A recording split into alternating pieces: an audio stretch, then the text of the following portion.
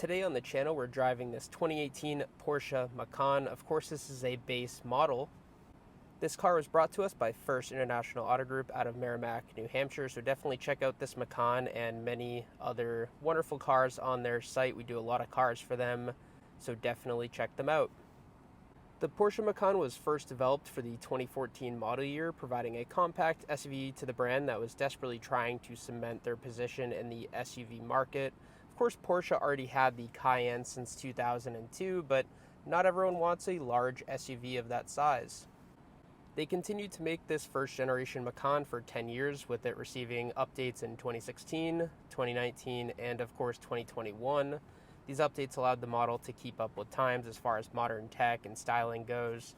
Really the most important of that, putting CarPlay in this vehicle, which happened in 2019 for standard. Of course, this 2018 model came with CarPlay if you got the Connected Plus package, which we don't have here today. This base model Porsche Macan has the inline turbo 4, making 252 horsepower, 273 pound-feet of torque.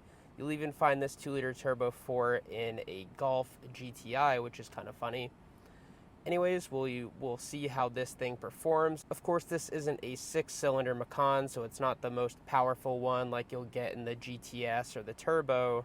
But before we get out on the road, let's check out the exterior of this Macan. So as far as exterior color, we have jet black metallic. Suits this car pretty well. Of course, we have these 5-spoke alloy rims, which look quite nice on this Macan. I think the only thing I would do to it is red brake calipers. Other than that, this thing is pretty sweet looking. The rear end, we also have classic Porsche styling. Of course, the Macan had these 2 dual exhaust tips, which have these fake coverings over them, but I think they look good anyways. One thing I've always found cool about these Macans is they actually have the hood inline that goes over the headlights. Pretty cool. You can stick your head through it like the straight pipes did, or just say, hey guys, look how cool my Macan hood is. So in our trunk here, we have a privacy shade. Of course, we have tethers on all 3 seats here if you have a kid, or even 3, right? Maybe a set of triplets. Beneath here, we do have a spare tire, and of course our Porsche mats. We do have a little bit of cargo room, with nets in here, and then we have a 12-volt on this side. But of course those seats will also fold down, providing access to the cabin. Plenty of practicality in this Macan. And then to shut this, you can just press that button and it automatically closes. So sitting behind myself, I'm 5'9", so I'm not the tallest guy, but it's quite an easy feat in this Porsche Macan. I have about 2 inches in front of my knees for legroom. And then of course I have kind of an obstructed headroom on this side because of that sunroof cut off. But I will say that this sunroof provides a lot of light into the cabin, and I personally would spec a Macan with it, because I had that sunroof open while driving here, and it's a perfect 75 degrees out today in New Hampshire. And honestly, with this little windscreen it pops up in the front, this sunroof is absolutely perfect. We do have vents back here as well, can control the temperature and the output, which is pretty nice. And then we have some USBs down here. No USB-Cs in a 2018 Porsche Macan. So of course, exterior color, we have this black metallic color, but on the inside we have black, but we also have garnet red inserts in the seats, which I think look quite handsome.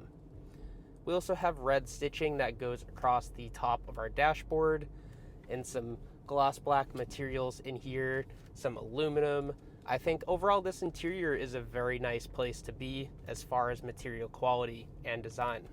One thing you are definitely missing in this 2018 Macan is the larger 10.5-inch touchscreen, which comes standard in the 2019 model year, so keep that in mind when buying one of these pre-owned. That 10.5-inch touchscreen also comes with Apple CarPlay and Android Auto, so you might want to opt for that if CarPlay is on your list of functionalities that you must have in a car. So of course we already talked about the Turbo 4 in this Macan, But I also want to mention that we have a 7-speed PDK transmission. Yes, that is a Porsche dual clutch in this mid-size, semi-compact crossover. And I think I am honestly very excited to see how it performs, especially in terms of using the paddle shifters. As far as drive modes in this Porsche Macan, we have 2 buttons. We have off-road and sport. We're currently in sport. And then of course you have a normal drive mode giving you a count of 3. We don't have a whole drive selector menu, which, even some BMWs and Audis of this era did have. But I think that also has to do with this being a base model. The GTS and the Turbo I know have PASM, which is the Porsche Active Suspension Management, giving you a whole lot more customizability inside the Macan. So definitely, if you're looking for that, look towards the GTS and the Turbo. Using these paddle shifters to downshift, it's really responsive. And we're not even doing any sporty driving yet. I just kind of wanted to check it out. And I'm very impressed by that. I've had a lot of complaints recently about some other cars we've driven, such as that 2021 Audi Q3 we reviewed a couple weeks ago. I just thought the downshifts were so unresponsive. It's like, why even have paddle shifters? But in this Porsche Macan, you have super quick downshifts, quick upshifts, really almost no loss of torque in between gears with that dual clutch. I will say, although we have a very fun gearbox with the 7-speed PDK, the exhaust sound is just not there. If I personally owned this Porsche Macan, I would do a sport exhaust, maybe have one that has, some active valves that you can open and close with a little remote. I know the upper trims of the Porsche Macan have that, but you might be able to get one aftermarket, maybe by APR or another Porsche tuning company, and that'll give you a lot more pizzazz, I will say, in this Macan. It's kind of a crappy traffic day on these back roads, so can't really open up this Macan at all yet. So let's talk about this interior.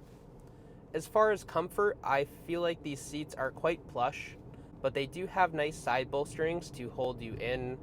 These seats don't, however, have active lumbar. You just have the 2 standard adjustments. I think altogether I would say that they're 1, 2, 3, 4, 5, 6, about 6-way adjustments, if I'm counting correctly. They don't have the lumbar active support that rolls up and down and deflates and inflates on your back, is really what I'm talking about. And the higher trim Porsches usually do, up to an 18-way adjustable seat, which I've never experienced those personally, but I'm sure they're great. So the example of Porsche Macan we're driving today has just under 100,000 miles on it at 99,260. So really, you can say that you're driving a 100,000 mile Porsche Macan. And you might ask me, is there wear and tear? I will say that the exterior, the paint, could use a paint correction. I think that's really the most wear and tear I've seen on this car at all, which is fairly normal, which is actually very normal for a car with 100,000 miles on it. So if you buy this thing, get yourself a paint correction, a ceramic coat, and rest assured this paint will last you for years and years to come. These seats are in really great condition. Even our driver's seat here, where you would expect to see some tear, especially on the side where you get in the car, there's absolutely none. I think this thing has held up really well for 100,000 miles. The steering wheel also has this tough leather wrap on it, really preventing any sort of scratches. I feel like even, if you wear a lot of rings, you're not really going to have to worry too much about this one. As far as infotainment and kind of the interaction with the UI in this car, you don't really have to use the screen much. You have physical buttons up and down here for basically everything, including your HVAC controls, your heated seat, where the air goes, of course, your sport mode, your traction control, your lane keep assist, your auto start stop button. Just absolutely everything is right here where you need it. You don't have to go digging through menus, save that for the more modern Porsches, this one being, of course, 7 years old. And then as far as our gauge cluster, we have analog speedometer, analog tachometer, and then we have a little screen here with our current gas range, and that's where we have a little digital section which we can kind of see what's on it with this little scrolly wheel on our steering wheel. Speaking of our steering wheel, we have paddle shifters. They're very high quality. They're clearly like a very solid aluminum. And then as far as other steering wheel controls, we do have adjustability down here. It's not electronic. You just pull the lever down and you can, push it out and up and down, the drill. And then of course we have our cruise control. Cruise control in here is not adaptive, so keep that in mind. You don't have the ability to set the distance of the car in front of you. I personally don't use it that much. I will use it in my Mach-E because, that car has everything with Blue Cruise, of course. But I feel like that's the first car I've actually used cruise control in. I mean, I know a lot of people use it. That's why it's in cars. I won't go any further. Anyways, we're on the worst road in Merrimack, New Hampshire. Let's hit it at 20 miles an hour and see how this suspension holds up.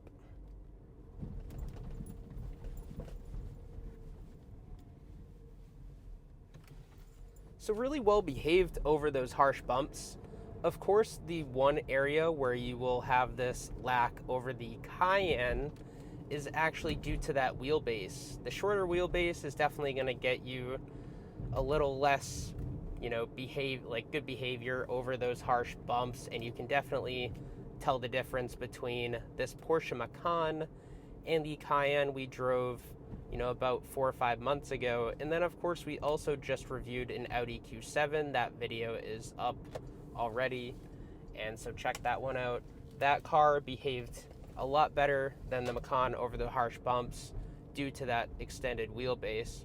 But I will say this is a very viable city car. You could drive this thing into Boston, and honestly it behaves a lot better over those harsh bumps than my Mach-E. I know I'm drawing a lot of car comparisons to cars you guys might not have driven, but if you've watched those videos and you've heard me talk about suspension setups in those cars, you might know what I'm referring to. Anyways, I will say that this thing behaves really nicely over harsh bumps, handles small road imperfections with ease as well. Alright, so I'm going to roll down my window and see if we can kind of hear the exhaust a little bit. Doing some downshifts. You definitely hear it a little bit on the outside of the car compared to the inside. There's definitely no pumped in audio. I know some people hate that. You say, oh, it just has to be natural, right? It has to come from the exhaust or it's fake, right? Honestly, I have the opinion that pumped in audio is okay if it sounds like what the car sounds like. Alright, so let's let some space go ahead of us while we come to a complete stop. Police aren't watching, but I like to keep note of that. Let's give it some gas.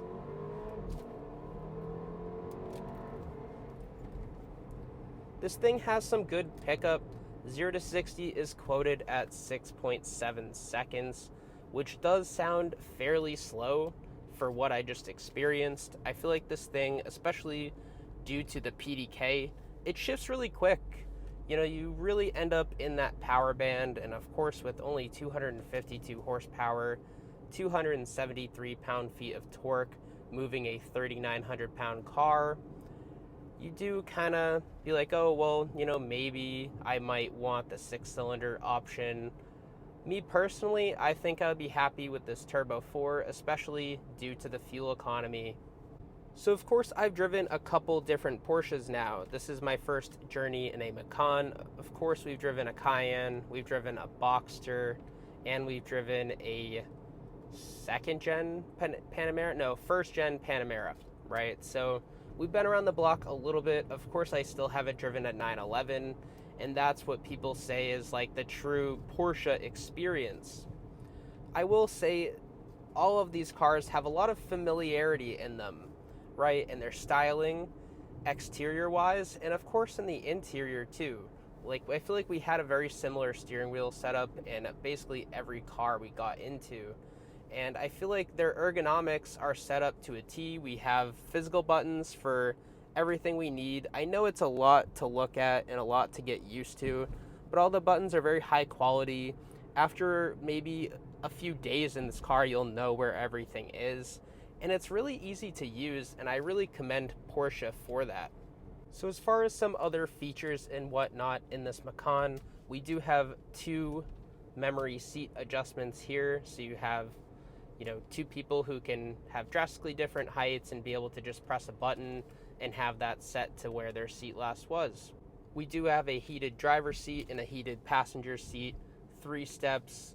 There are no cooling in these seats or massages in this seat, so don't get too excited about that.